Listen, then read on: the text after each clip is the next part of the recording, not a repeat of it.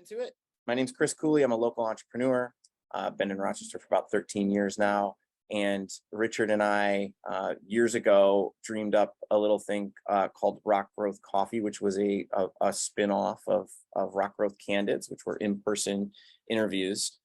We pivoted a little bit through COVID to do these online forums, and they're incredibly accessible. So we decided to keep doing them throughout. We've done some live events in between. But I bring up RocGrowth Coffee because one of the presenters today here absolutely 100% changed my life at a RocGrowth Coffee event, which happened to be at Pop Rocks Cafe. Tom Mitchell was standing on a step ladder talking about a group that was about to form called Exploring Racism. And at the time, I had been very conscious of what needed to happen in my own life and in and around this community. And so when he came down off the stepladder, I said, sign me up. And that was a few years ago. Richard and I were part of the first cohort, and I truly am grateful and blessed to have met Tom. And Tom, just the work that you've done, we'll obviously dive into here, but I thank you for being pivotal in changing the dialogue in and around my life. And it's meant so much to me to continue that journey, even outside of the cohorts that you've teed up. So I'm sure he'll talk about that. And through Tom, I was able to also see Laura speak and was invited to a session that you had set up, Tom. So I'm in the middle of Strike the Hammer, and I'm just so happy that this conversation is happening today.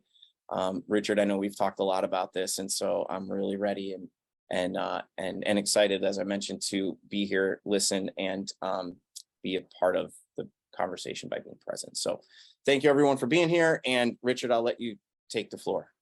Well, thank you. Thanks so much, Chris. I'm honored to be hosting this event. 75, nearly 80 people actually registered. I know many of you are suffering Zoom fatigue, but we concluded the importance of these interviews and the programming we produce in the Candids format. That's what we call this format. All things being equal, it's better to go Zoom. We record it, we'll post it on our YouTube page within 24 hours and issue it as a podcast on the major platforms. So we believe this is extensible. And I will echo Chris by saying I feel fortunate to be in the presence of several people. I see John Strasopasco, Jen Sertle, certainly our two guests today who have changed my life in various ways. Jen with her work around gender equality, John, his amazing book, 90 Feet Under, hopefully that's the correct title. Whatever it is, it left an imprint upon me. And Tom launching ERG and our friendship, and Laura, your tremendous work, which we are going to highlight today. So RocGrowth is about empowering the new Rochester. We also highlight our community's great innovators and entrepreneurs. Innovators come in many shapes and forms and avocations and careers. I believe today we have a historian as well as an engineer and business leader. And we also like to instigate creative collisions. We've launched a new event just several weeks ago that will continue. It will be called First Thursday's Creative Collisions, because we like to instigate those opportunities for people to meet each other one-on-one. And that's how there's an alchemy to that type of interaction, we believe. And everything we do is informed by promoting greater equality of race, class, gender, and age. So I will begin my this session by asking Laura several questions, and then we'll move to Tom. We do have several public service announcements, items that are germane to the general topic, which is about our past and how at this very transitional period of time, understanding our recent past can play a critical role. But after the PSAs, I'll try to absorb some of the items that you might place in the chat and continue with questions before we close up at 1 p.m. sharp. So all systems go. Tom, are we set to record this properly now? I hope we are recording. And are we spotlighting at all? Or is that people's choice by highlighting a speaker? The spotlight, I will try to spotlight people, Okay. but it's really people's choice, and it Gotcha. So let me just start by something I read in a Dan Rather column, but it's consistent. I see this theme from some of the great thinkers, intellectuals, and also the the African concept of Sankofa. It is essential that we remember where we came from in order to make sense of the present and fight for a better future. And I felt that's right on to our first plank in our mission statement, empowering the new Rochester. And I would contend that we're at the precipice here. We have an opportunity for incredible change. And in order to seize this opportunity, we will benefit from knowing some of our great past. So Laura, I like to leave it simple. I could read your resume or just discuss your bio, but who are you, Laura? It's an excellent question. First and foremost, I'm a teacher. I'm a historian, and I work on issues of social justice and social movements. So you are also a historian. You've been trained as such. I mean, you have nine years in the SUNY system that led to a PhD at Binghamton, correct? That's correct. Yes. Yeah, and you teach at a very presently you're a professor at, I forget if it's a college or university, Bloomfield down in northern Jersey. That's correct. I teach at Bloomfield College in Bloomfield, New Jersey, and I'm currently serving as the Associate Vice President for Academic Affairs here as well. Awesome. And just a factoid, that happens to be one of the most diverse colleges in the country. I understand it might be majority minority, which is a mouthful. It is. Yep. Yep, absolutely. Many people aren't familiar with the designations PBI, MSI, HSI. They are predominantly Black institutions, minority serving institutions, and Hispanic serving institutions. Most people are more familiar with the HBCU, a historically Black college and university. At a certain point, the federal government stopped that designation as the funding designation. And so schools that became predominantly Black after that cutoff date are now called PBIs, predominantly Black institutions, which Bloomfield College is. Well, I learned something new today. That's anyway. So let's get into what drew you to this work. I mean, it's obvious on the screen. You're a white woman. I understand you grew up in rural New York. Yeah, but what drew you to this topic? Yeah, thank you, Richard. And thank you all for taking time out of your day today to be here and to discuss this work. I think the work itself is so important, and the work that you all are contributing to is really amazing. I did grow up in upstate New York, about 90 miles south of Rochester. I went to SUNY Geneseo, I went to SUNY Brockport, and as Richard pointed out, I got my PhD at SUNY Binghamton. So I've sort of made my way around New York State, and I'm something of a New York chauvinist. I love the state. I think every good thing that you want to find in the world, you can find in New York. And so when it came time to work on a dissertation project, I really wanted to go back to Rochester. I had lived there through my master's degree and through part of my undergraduate degree as well. My husband proposed to me in the cemetery there. It's a really just kind of a special place for me. And because I was interested in social movements and because I was interested in social activism, one of my former mentors had kind of pointed out that there was a whole lot that happened in Rochester in the 20th century that had not really gotten a lot of attention, and that it would be a good idea to try to shine a spotlight on some of that organizing and activity.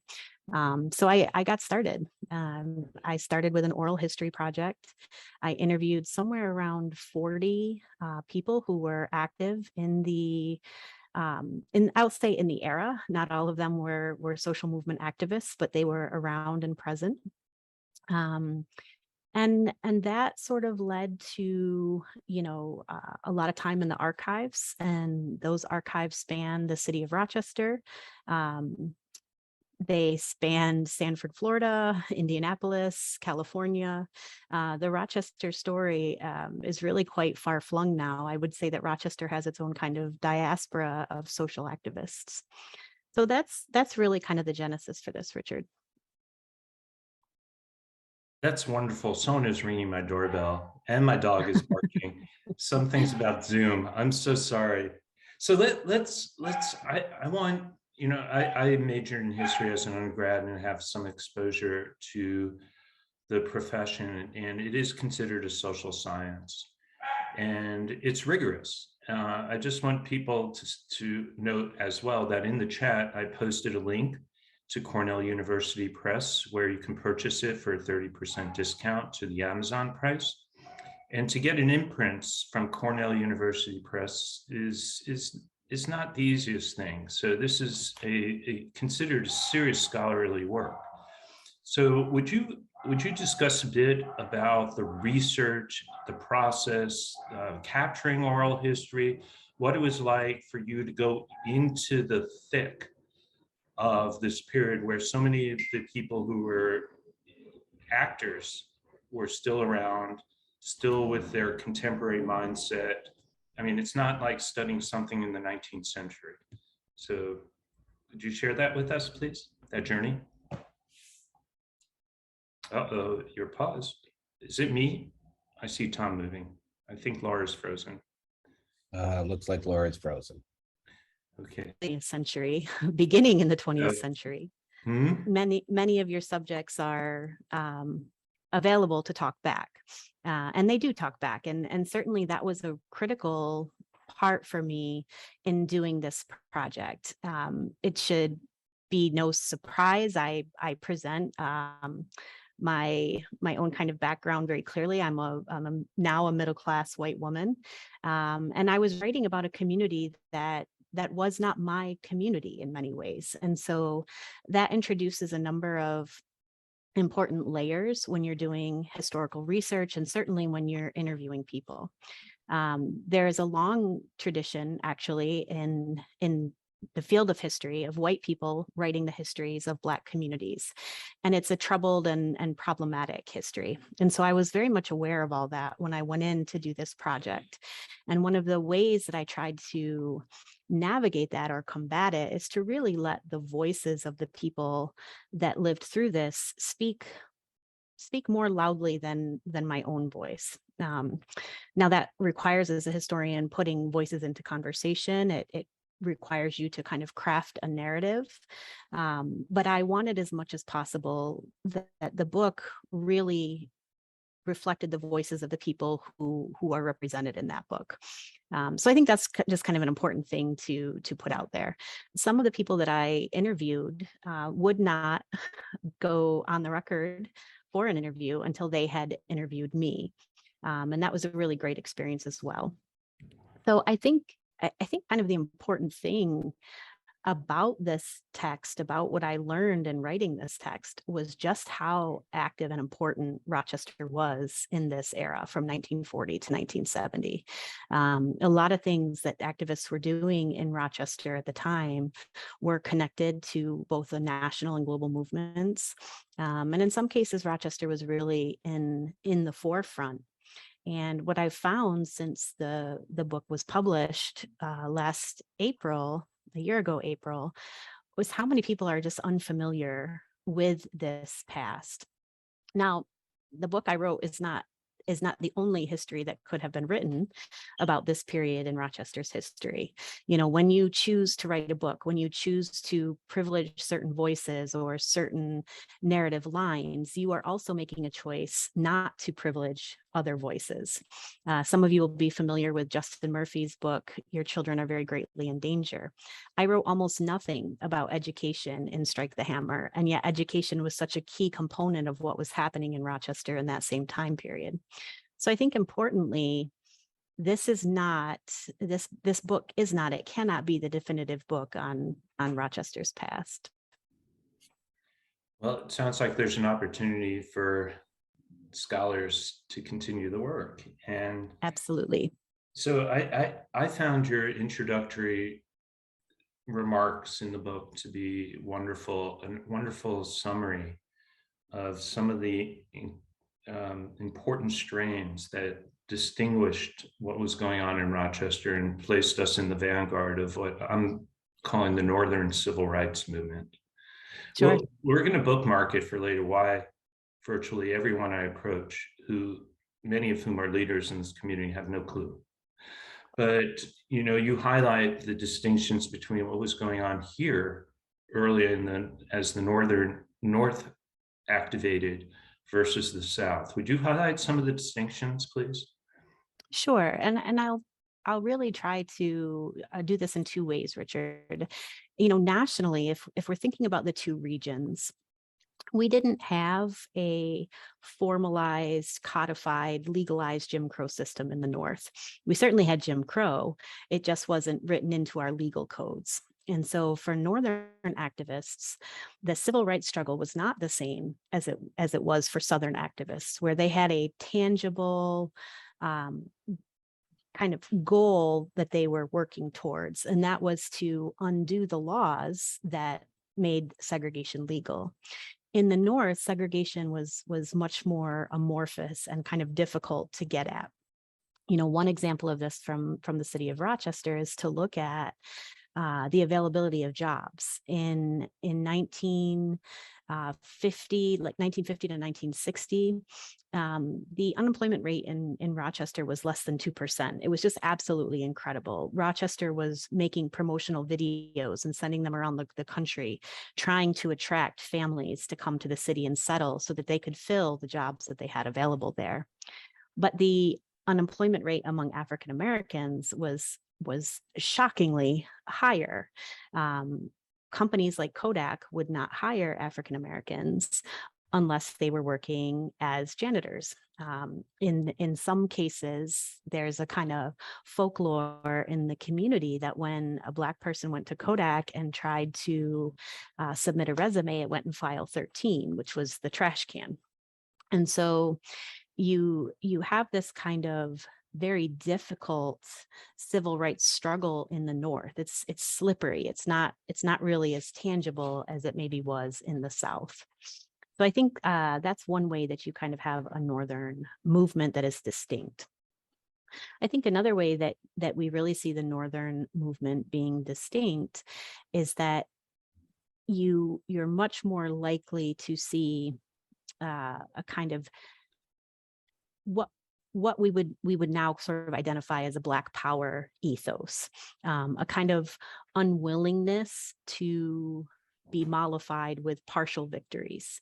The kind of notion that equality should be won in increments was really counter, I think, to what was happening in the latter half of the civil rights era, and certainly in places like the North and the West. If we go back to that example of Kodak, we're really looking at the economic conditions that the civil rights and the Black power movements tried to attack. And so I think this is where, you're not going to see necessarily a Black community in Rochester, using as a kind of strategy things like boycotts. There weren't enough African Americans in Rochester to make that productive. So they had to find alternative motives to really agitate for the kind of change that they wanted to see.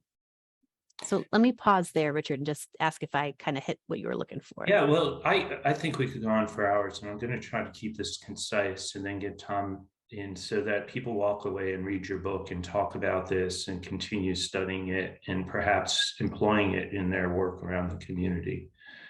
But things that you touched on Kodak, and that yellow blood still flows through many families in this community. And then also when I'm reading it, the things that stand out are various individuals who rose to leadership and made a national name for themselves, even departing from the national organizations that they represented, whether it was the NAACP or even, most people don't know Malcolm X's relationship here, but seeing photos of a Black minister alongside a former member of the Nation of Islam is not necessarily something that is congruous and was accepted and it wasn't necessarily widely accepted at the time.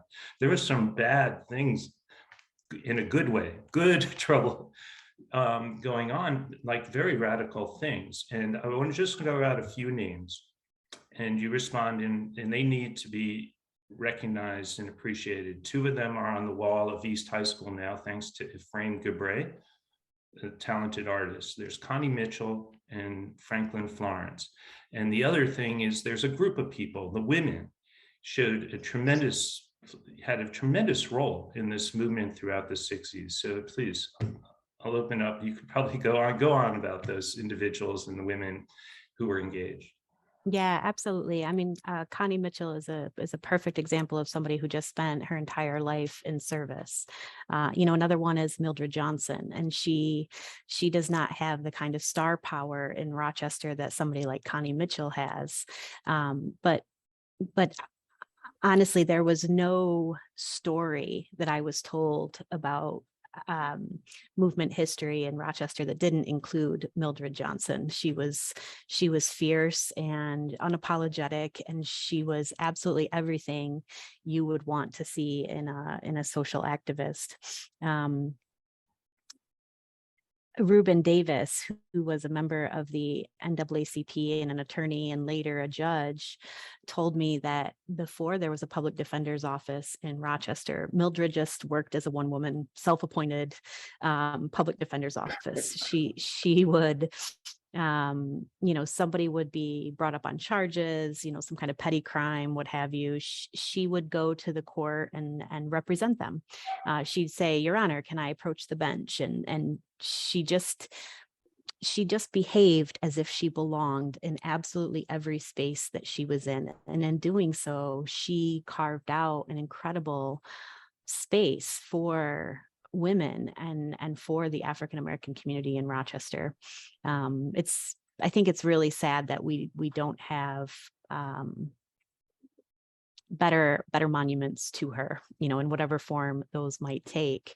But there's also this kind of the unsung Black woman in Rochester. And in some ways, this is every woman. These are the women who were living in public housing, who were trying to get their kids to school and in better, opportunities. These women just worked tirelessly to organize Black Rochester. And I think that we sometimes lose sight when we're looking at leaders and we're looking at the civil rights movement. We like big names. We like the leaders who took up the kind of, public space. Martin Luther King Jr. is a perfect example of this. Martin Luther King Jr. was not an organizer. He was a leader. He had other people doing his organizing for him. And I think the same could be said about Rochester. It was numerous Black women that were doing the organizing that led to the social movements and the social advancements that took place. One of the problems in writing this kind of social history is that many of the women passed away before the men. And so when I was doing the oral history projects, many of them were no longer living. Another problem with doing history about women is that women are not as good at keeping records. I don't think this is because women can't take records. More often than not, the records that are kept were written by a woman's hand, meeting minutes and what have you. But in my experience, women do not write themselves into the narratives of history. They instead are trying to capture a community. They're trying to capture a kind of ethos that is really representative of their humility. And so for the historian, that's difficult to get at. So let's talk briefly about the movement, and then we'll bring Tom in, and maybe we should do a sequel to this whole thing. But the movement. So let me just share with people the backdrop. Obviously, World War II ends. I think that helped spark the civil rights movement. African Americans served. They gave their lives and blood. The GI Bill, let's say, was not totally civil rights oriented. The population the Black population in Rochester, as I believe you state, grew from 3,000 to 50,000 during this time frame. So when you think about the intense migratory periods in the late 1800s, early 1900s, from whether it was Eastern Europe or other parts, earlier perhaps from Ireland, there was a major wave. And I think most people on this call are familiar with what they were met with in terms of education and housing and where they lived in Rochester. So all this was going on. The Civil Rights Act, after LBJ's assassination, was signed into law. in July 1964, I believe July 4th, by LBJ. JFK was assassinated. What happened 2 weeks later in a moment, and then I want you to, in your response, probably lead up to 1967 and Saul Alinsky. And thank you. Sure. So I'll just kind of move back a little bit in time. In the late 1950s and early 1960s, there was incredible migration to Rochester, and that was primarily an agricultural migration.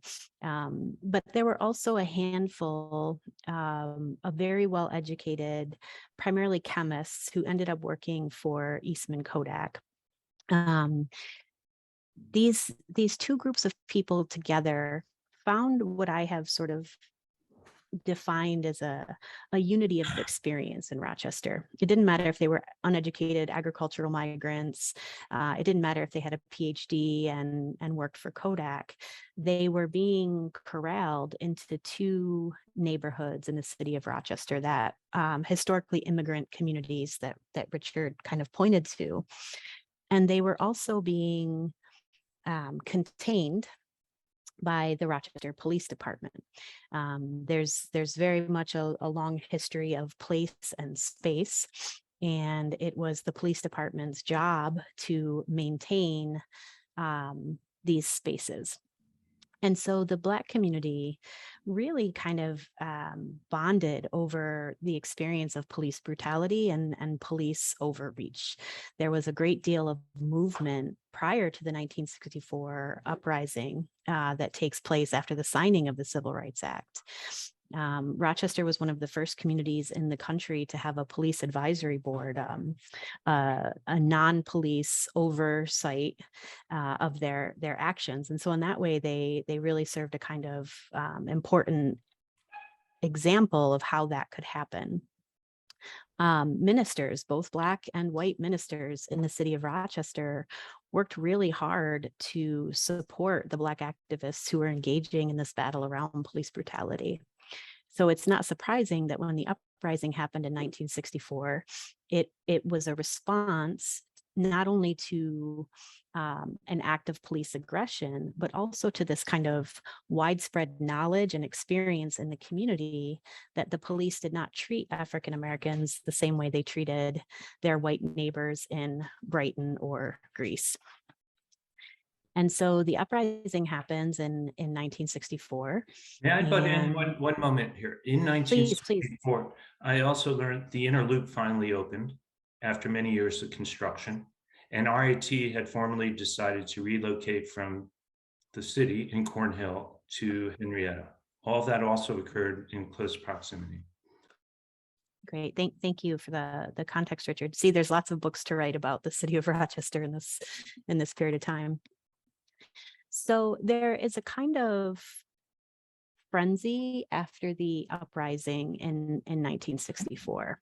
There are a number of nationally syndicated editorials, where people are asking, oh my God, how did this happen in a city like Rochester? We're so good. We're the promised land. Frederick Douglass lived here. How could this possibly happen? Meanwhile, Black activists are wondering, how could you not see that this was about to happen? We've been warning you that conditions are getting worse. People are unsettled. They can't keep living this way. When you give them nothing, they have nothing to lose.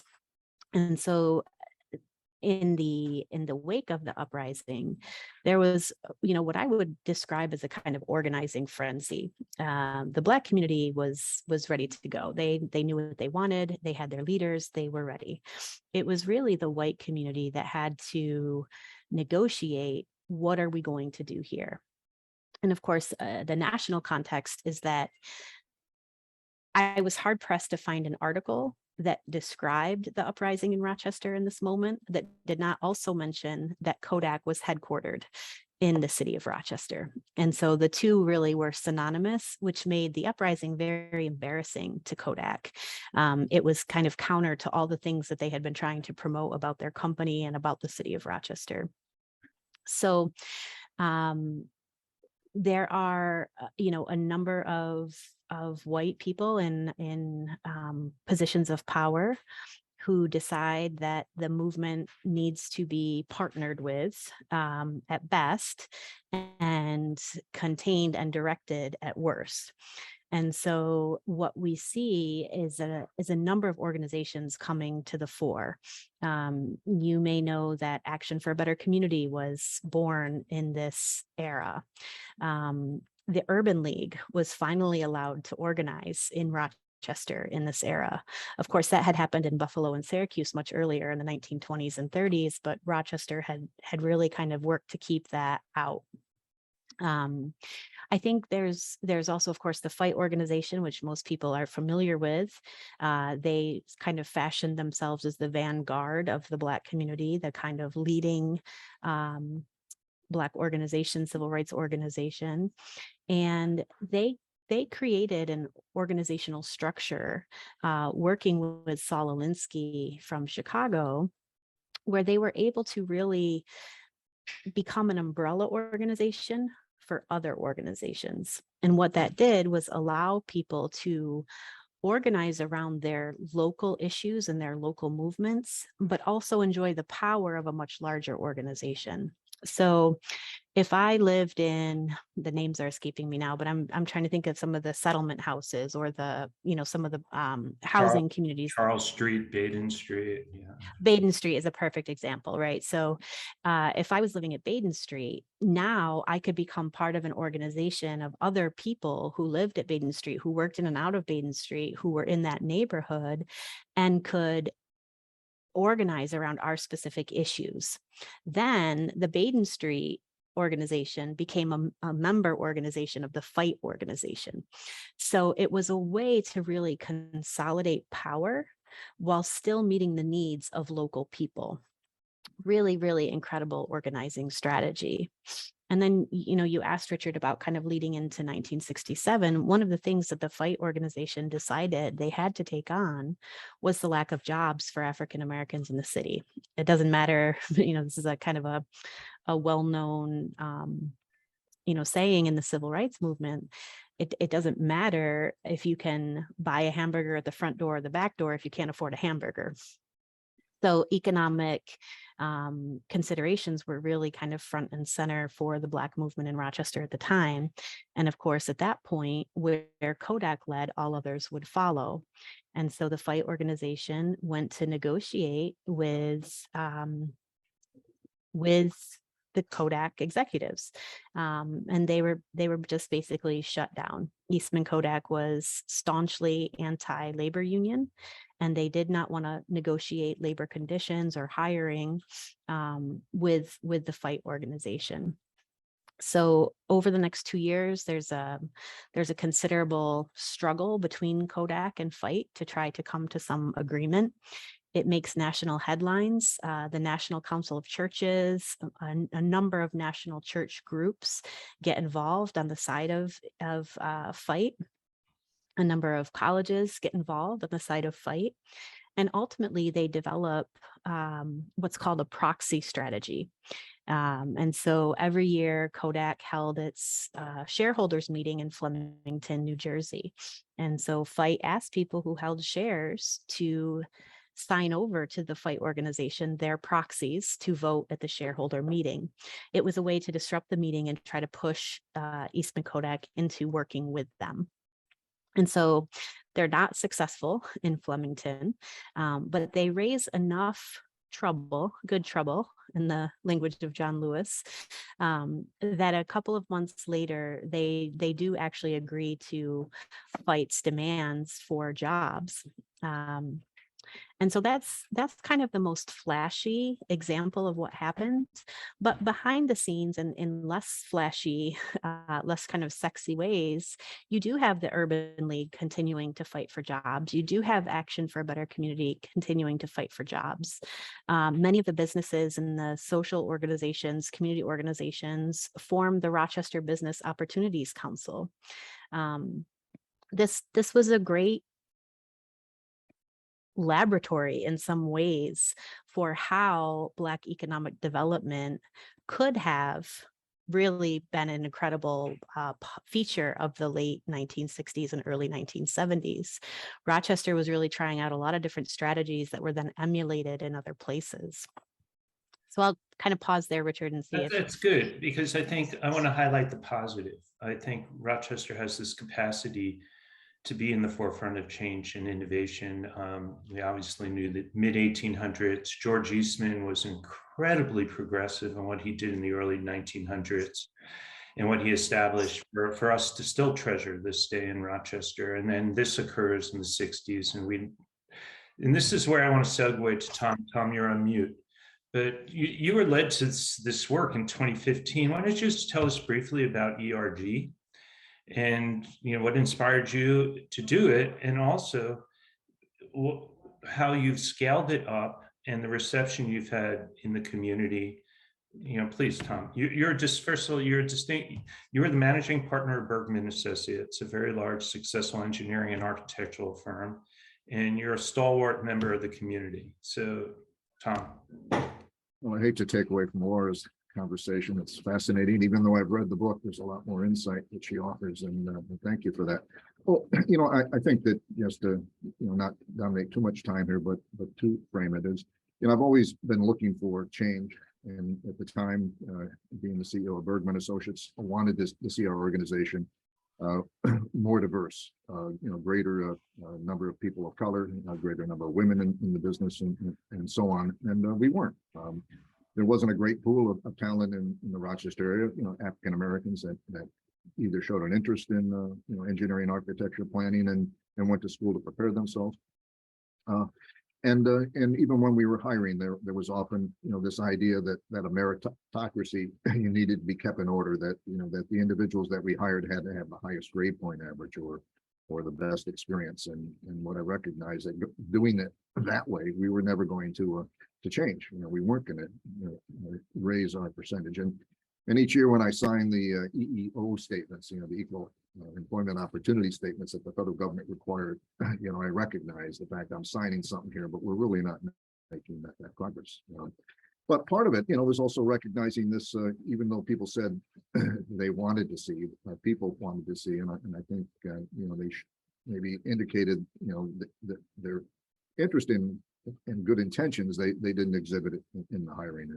And part of it was, in arguing and trying to set, goals, for that change, and also to get everyone on board in that area. I realized I didn't have maybe the answers to some of the arguments that were brought up. This idea that you can't, discriminate against white people, in favor of Black or the minorities. And even though I knew that was wrong, we had to do something different to make change.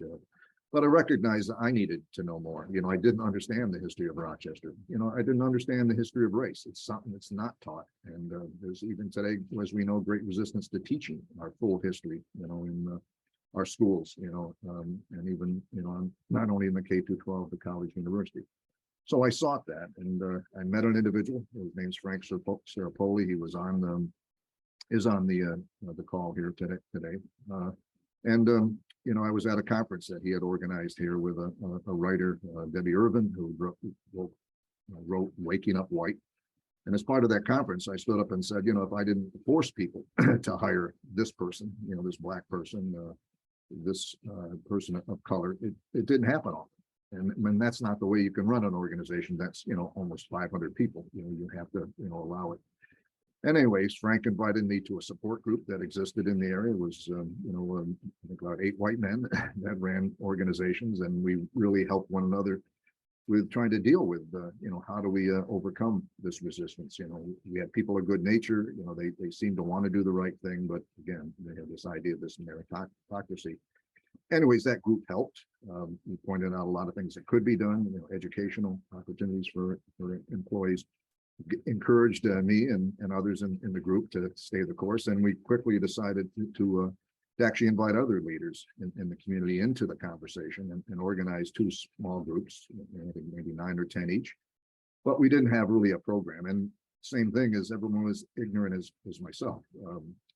What we recognized after about 1.5 years of doing that, Frank and I realized we needed to have a curriculum. We needed to educate first, And then we need to take that educational awareness and turn it into action. And that's when we developed the Exploring Racism program, put a 12-month program together where leaders, and we try to get leaders not because we don't want to have everybody educated, we needed to leverage our capacity. We needed to, take the person or the persons that may be making decisions in an organization that were setting the culture and educate them and make the change there so that they could bring that change back to their organizations.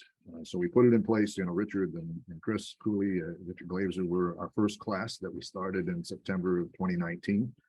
And then in January of 2020, we started 2 more groups. And then in the fall of 2020, we started 3 more. And I think for the last 2 years, we've started 4 groups every 6 months, or at least in January and September. And we've grown, and I think we've made some changes, but it was a book like Strike the Hammer to get to the point here that actually answered the why. Why was Rochester so poor? Why were there so many lack of opportunities? Why was our education system so poor and so segregated? And Dr. Hill mentioned the fact of the book, Your Children Are in Very Great Danger by Justin Murphy. And it answers that question. And I always wondered why you didn't include that in your book, Dr. Hill, and now you shared.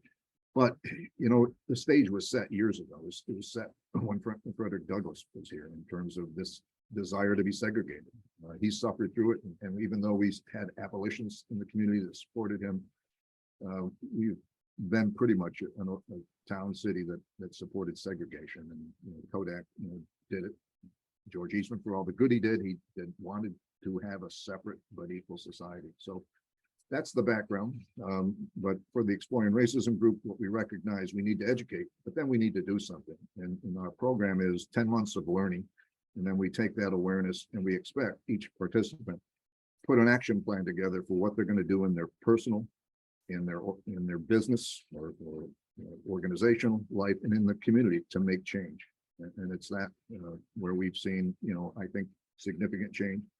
Richard and Chris and their cohort still meets, over 2 years after it was formed to as a support group and an accountability group to talk about how their plans are going. And this morning, I just sat on a group with a group that started in January 2020, and they're still going and talking about what's working, what's not working in their group. So that's a kind of my story, or the story, but again, Frank Sterpoli and myself put it together, but we've had help from many people, including, Richard and Chris. Richard let me step up on that ladder and talk to the RocGrowth group a couple of years ago, and that made a difference.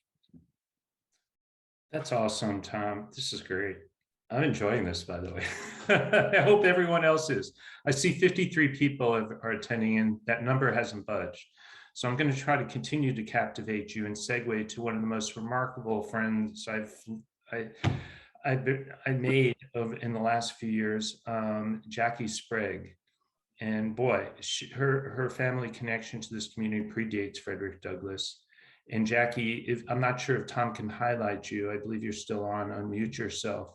I mean, you just achieved an incredible accomplishment by bringing the Harriet Tubman sculpture Journey to Freedom here for 2 months. It was unveiled just several days ago in Washington Square Park, and it is accompanied by 2 months worth of programming. Jackie, are you online? Can we get Jackie on? I am here, Richard. All right.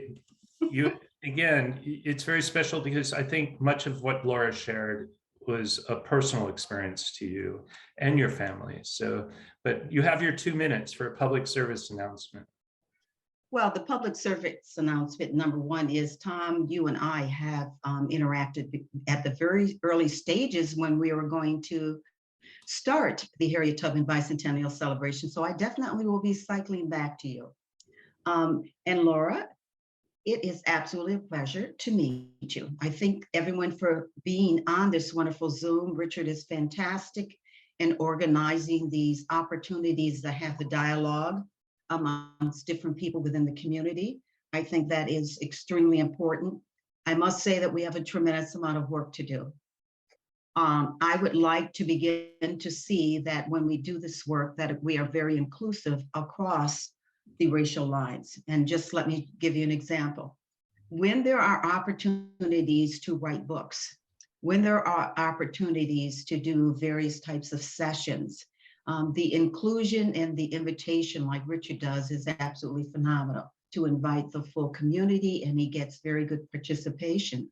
I would love to be able to see that when we do our historical perspective around what has happened in the community, what is going on at the present time, and what the future needs to be, that we do it in a co-facilitation type of setting. And let me just give you an example.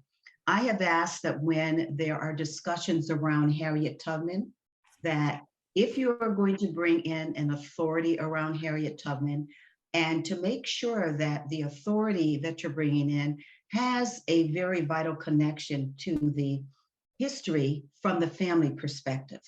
In other words, if they're going to be speaking about Harriet Tubman, yes, there most certainly is information that is written about Harriet, but there's nothing like getting the information from the people who have felt it, who have experienced it, and they're side by side with you. A lot of times it reminds me very much of a book that I initially did not like, but I began to really love, and it was called Helping Hurts. I cannot think of the author right now, but it really was geared towards helping people understand that providing services and providing what would be considered to some degree supplemental things to homes, it was not necessarily giving them the job skills and the availability to be independent. So in the beginning, I said, I don't like this book. It doesn't make sense, but I got it very quickly. So my point is, as we move forward in Rochester, it's extremely important that whatever we do, and here's something that I'm going to be using, Tom, with youth for you to look at this also. When we talk about someone as being a hero, we're going to look at it from the aspect of, is this person really a hero? Do we really have any heroes? Who was the person that mentored them? And the person that mentored them? And the sponsor that was there for them? In other words, what level and how far back can we go in regards to saying that the people that have done their best in our community, that have helped the most in our community, all of them had a foundation of other individuals that assisted them. And so when you look at the lives of people in Rochester, every person, Laura, that you mentioned, I know people that stood side by side with them to do their work. So they know them from a personal level.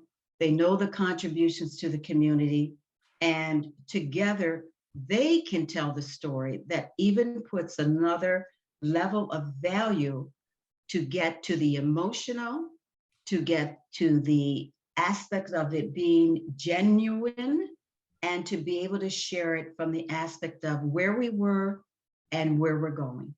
So Richard, just thank you for letting me have a couple of minutes. I appreciate it. Well, I'm glad people got a whiff of how special you are and what a treasure, and continuing to contribute, because there is also one other thing I want to highlight: Jackie's commitment to the youth and educating them, and her appreciation for the generation that is following in our footsteps. So Jackie, thank you very much. Jacqueline, I'm sorry we weren't able to spotlight you because there was no video for Jackie, so we had her voice. Cool. So I'd like to bring another two transplants who have fallen in love. Well, one's in the midst, hopefully, of falling in love in Rochester and leaving an impact. It's Galen Brooks, who is the new director of Rochester Downtown Development Corporation. And I want to share with everyone that not just misinformation, there's a lot of disinformation around the project that she's stewarding now, called the Business Improvement District. There is no Business Improvement District. It's not preordained. And we're in just sort of like the warm up, not even the first inning. I think we're entering the first inning, and we may not complete the game. So I'm teeing it up for you, Galen. Welcome to Rochester from Washington, D.C. Would you like to share something with us? Yes, absolutely. Thank you so much for having me. It's a pleasure and an honor to be part of this forum. Laura, I've read some of your book, and I really just thank you for the great work that you've done. And Tom, I'm excited to learn more about your program and your work, but I've certainly heard a great deal so far just in the short 2 months that I've been here. But as Richard alluded to, and I need to work on my sports analogies because I think that was a really great way of telling it. There is a business improvement district effort for downtown Rochester, and it is just getting off the ground. It's very much in the nascent stages. So I'm going to talk a little bit about that. And my goal today is to get you all involved. So I hope that you follow the information that I share, that you stay tuned in, that you show up for all the community engagement that's ahead. Because as we said, we are just getting this off the ground.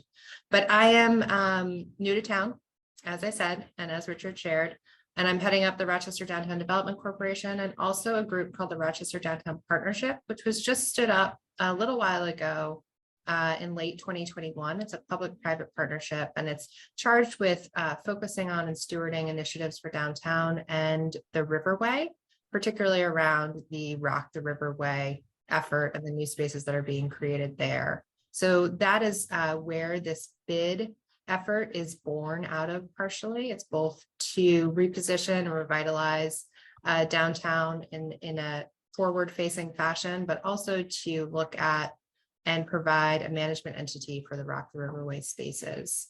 So I'm just going to talk a little bit. I know you said I had 2 minutes, so I'm going to launch into the 2 minutes and talk a little bit about business improvement districts, what they are, and our effort, particularly around community engagement here in downtown Rochester. So business improvement districts happen when the private sector pools new resources to provide funding for new programs and services in a given geography. There are at least 1,200 in the US alone. Each business improvement district is unique. They're place-based organizations, so they inherently vary in their mission, their approach, and the new programs and services that they provide in the areas that they serve. A very basic tenet of bid work is business support, retention, and attraction. But a lot of what bids do is build strong, connected, thriving, and resilient communities. To give you a little bit of history, the first business improvement district was formed in the 70s in Toronto. And it was really in a reaction to the rise in popularity of the suburban mall and the resultant disinvestment in the urban core that had occurred there. The folks there got together, they said, what are the suburbs doing that we're not? How can we better compete with these malls that are sucking business away from our urban core? So they chose to pool resources and fund collective activities like marketing and events and environmental services to make sure that people knew about their area, that they loved it, and that they kept returning to it. Like many fields, bids are evolving with new learnings and contexts, and bids like the one that I just worked for, the Downtown DC Business Improvement District, are embracing a strong socially conscious approach. Here in downtown Rochester, we're right at the beginning of the process. I don't know if I said that enough, but I'll say that again. We're right at the beginning. And with a vote last month by the City Council, we've kicked off the planning process ahead. So it'll be a long and layered multi-year effort centered on community engagement with many targeted opportunities to ensure that a proposed plan is tailored in the way that best suits downtown Rochester. We have a tentative timeline up on our website that we're asking for feedback on that includes community engagement. I'll drop a link in the chat. We also have a number of other materials on our website, including a full audio recording of a presentation that I made to council on business improvement districts and this effort.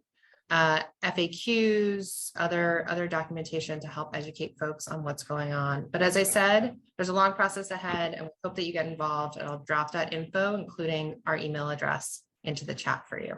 Well, this highlights that we are on, I believe, a precipice of change here, and we can make it remarkable, we can make it mediocre, or we could perpetuate some of the unfortunate experiences we've had in this community.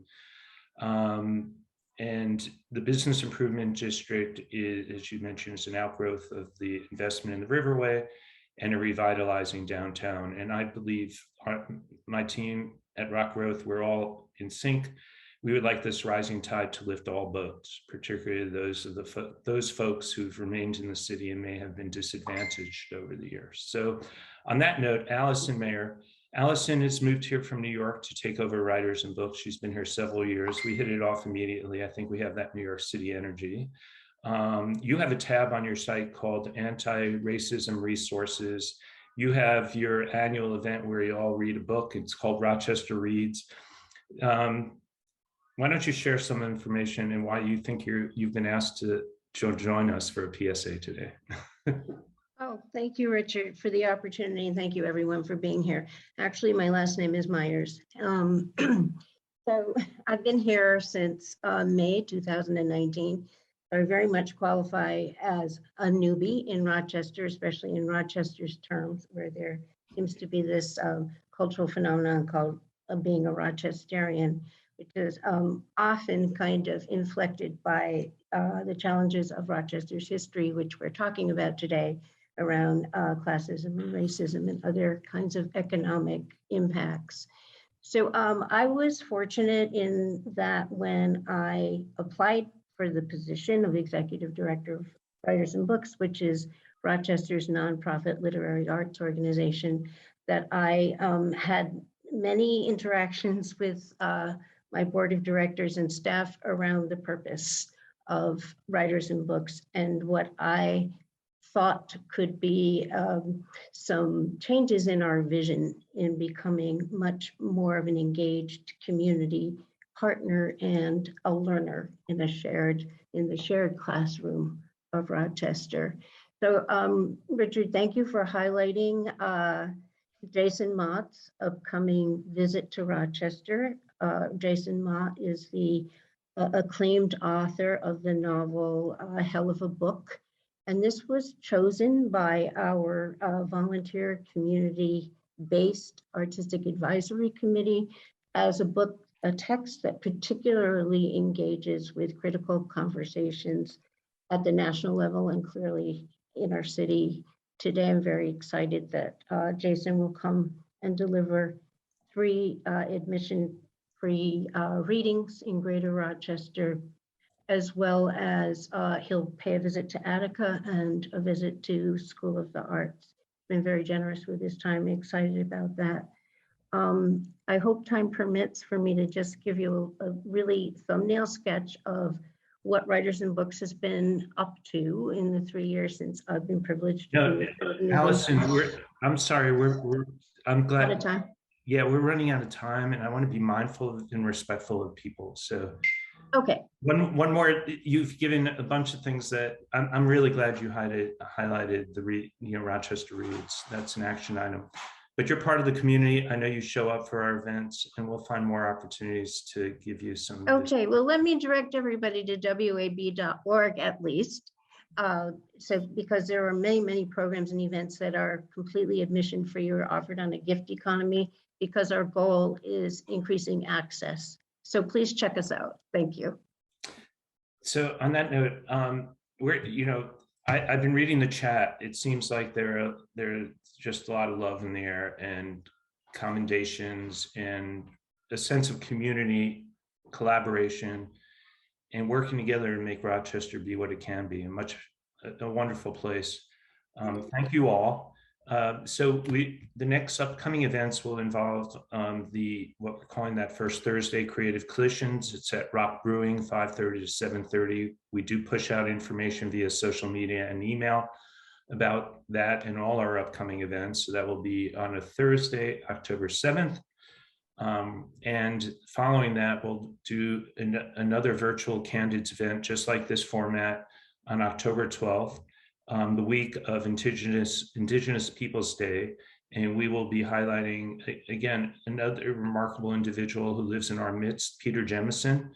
Not only is he a talented artist, he's nationally recognized leader in the Native American community and is largely responsible for that incredible facility out in Ganondigan.